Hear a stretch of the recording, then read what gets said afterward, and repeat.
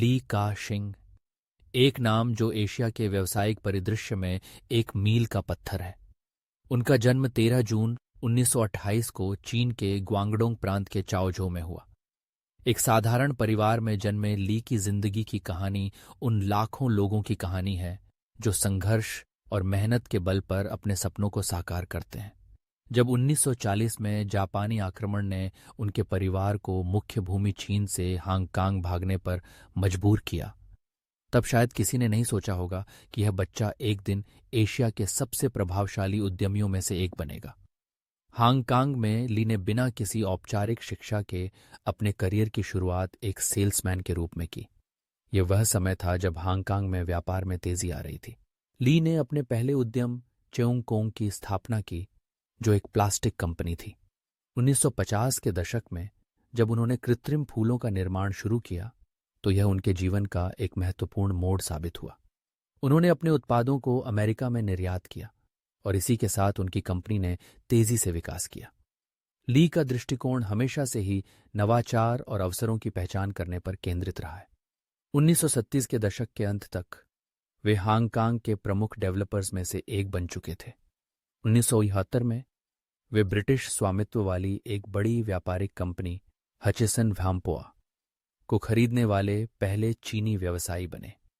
इस निर्णय ने न केवल उनके व्यवसाय को नई ऊंचाइयों तक पहुंचाया, बल्कि हचिसन को दुनिया के सबसे बड़े स्वतंत्र बंदरगाह ऑपरेटरों में से एक बना दिया। ली का शिंग की व्यावसायिक रणनीतियां अद्वितीय थीं। उन्होंने हमेशा उन क्षेत्रों में निवेश किया जिनमें भविष्य में संभावनाएं थीं। उदाहरण के लिए, उन्होंने यूनाइटेड किंगडम में एक घाटे में चल रहे फोन ऑपरेशन रैबिट में निवेश किया और बाद में ऑरेंज नामक सेवा को शुरू किया, जिसे उन्होंने अरबों डॉलर में बेचा। यह केवल एक व्यावसायिक सफलता नहीं थी, बल्कि यह ली के दूरदर्शिता का प्रमाण भी था।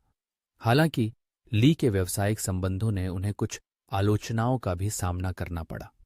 उनके बेटे के अपहरण के बाद यह आरोप लगा कि ली ने स्थानीय पुलिस को दरकिनार करते हुए चीन की सरकार से मदद मांगी। इस घटना ने उनके और चीन के अधिकारियों के बीच के संबंधों को लेकर अटकलें बढ़ा दीं। अमेरिकी कांग्रेस के कुछ सदस्यों ने भी चिंता व्यक्त की कि ली के संबंधों ने उनकी कंपनियों के स्वामित्व को सुरक्षा जोखिम बना दिया है।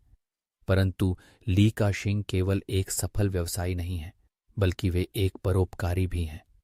उन्होंने ली का शिंग फाउंडेशन की स्थापना की, जिसने शिक्षा और स्वास्थ्य सेवाओं के क्षेत्र में लाखों डॉलर का योगदान दिया। उन्होंने प्राकृतिक आपदाओं के समय भी सहायता प्रदान की, जैसे कि 2004 के हिंद महासागर सुनामी और 2008 के सिचुआन भूकंप के बाद। उनकी कहानी हमें यह सिखाती है कि सफलता केवल धन और शक्ति में नहीं है, बल्कि समाज के प्रति हमारी जिम्मेदारी में भी है। ली का शिंग का जीवन एक प्रेरणा है, जो हमें यह बताता है कि कठिनाइयों के बावजूद अगर हम मेहनत करें और अपने सपनों के प्रति समर्पित रहें, तो हम किसी भी ऊंचाई को छू सकते हैं। उनकी यात्रा न केवल एक व्यावसायिक सफलता की कहानी है, बल्कि यह एक ऐसी कहानी है जो हमें मानवता के प्रति हमारी जिम्मेदारी का एहसास कराती है। ली का शिंग का नाम आज भी उन लोगों के लिए प्रेरणा का स्रोत है जो अपने सपनों की ओर बढ़ने की कोशिश कर रहे हैं। उनका जीवन ये दर्शाता है कि अगर आपके पास दृष्टि है, मेहनत करने की इच्छा है और समाज के प्रति संवेदनशीलता है, तो आप किसी भी बाधा को पार कर सकते हैं।